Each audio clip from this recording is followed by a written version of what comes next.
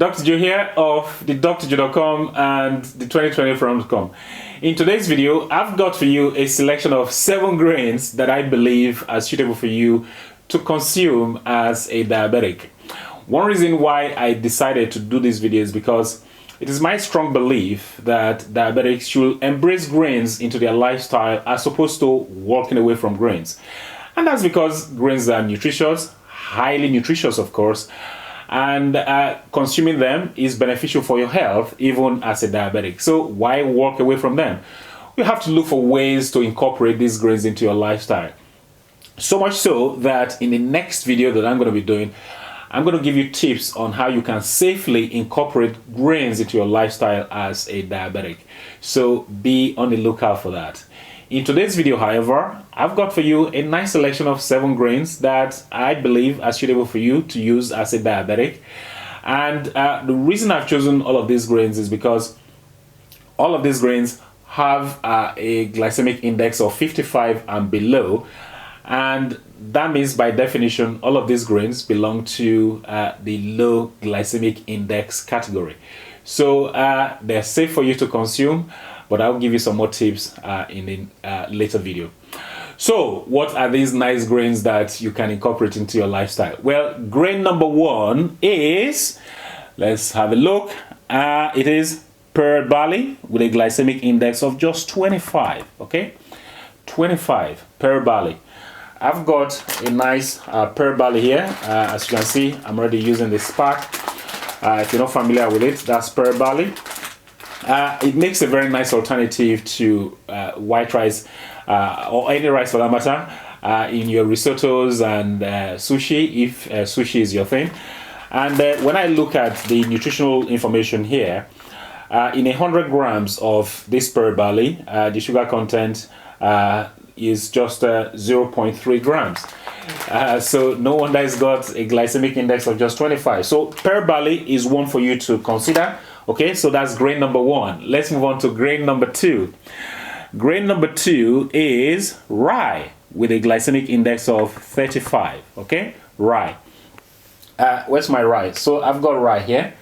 It's not a very popular grain, but it's a very nice grain. You can make rye pancakes and even rye bread. By the way, the rye bread you get from your supermarket shelves is made from this. And rye bread is one of the best breads to consume as a diabetic because you have a very stable blood sugar rise with rye bread compared to the ones that are made from wheat. So rye grain is another one for you to consider including into your lifestyle. Let's move on to grain number 3. Grain number 3 is black rice. Okay, black rice with a glycemic index of 42. Okay, 42. So here we go. Where's my black rice? There we go. Here is black rice. It's not very pretty to look at. Okay, it's not easy on the eye, but it's a grain with a better glycemic index than white rice. So forget the looks. It's got lots more fiber than white rice, and is one for you to consider. Okay, black rice. So that's grain number 3. Let's move on to grain number 4, I should say. Grain number 4 is buckwheat with a glycemic index of 45. Okay, 45 buckwheat. Where's my buckwheat? Here it is. Okay, here is buckwheat. Okay, if you're not familiar with it. Now, the thing about buckwheat is, if you're not familiar with it, if you use it for the first time, you will see a little bit of slime on it, and you'll be thinking, oh, what's this? That is normal, okay? And you can get rid of that slime. All you need to do is soak your buckwheat for at least an hour before you use it. Ideally, you want to soak it overnight. And then you drain it and then rinse it, and the slime is gone, okay? So when you see the slime, do not be alarmed. It's not because the buckwheat is gone bad. No, that is just normal buckwheat.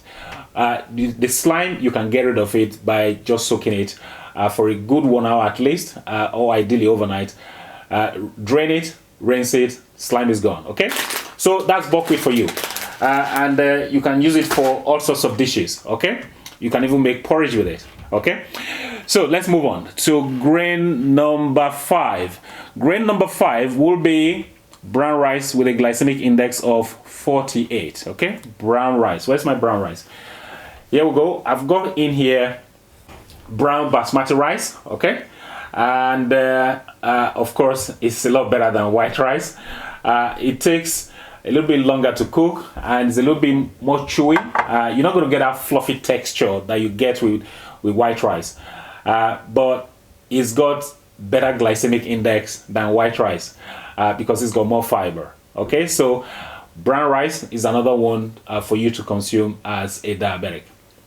Let's move on. Next one is next grain that's suitable for diabetic is steel cut oats with a glycemic index of 53. Okay, 53. So here's my steel cut oats. Okay, very nice.